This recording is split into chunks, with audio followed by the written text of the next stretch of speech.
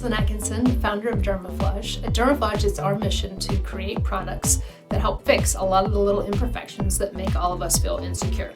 What's great about these products is they fix all kinds of discoloration issues, like this breakout that I have. One of my biggest insecurities is my dark circles. It's just a hereditary thing. I've had them my whole life. They're getting worse as I get older. I've tried every product under the sun, and so I made it my mission to create a product that would effectively block out the discoloration, last all day, and not rub off. With the behind the scenes concealer, you want to use a very little bit. A little bit goes a long way, and you have to work somewhat quickly to blend out your edges into the surrounding skin because it does dry to a really nice matte finish.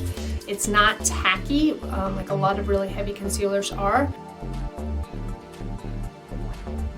One of the things I really like about this concealer is that it doesn't settle in the wrinkles under the eyes, making them look exaggerated or more cakey.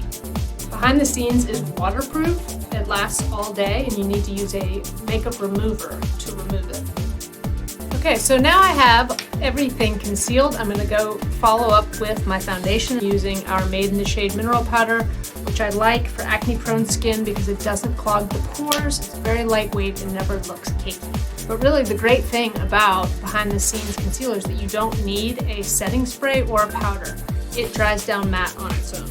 So you can also use behind the scenes to contour. I like a really natural look, so I didn't do that today, but I did add highlighter over top, but you can use it to contour if that's what you want to do.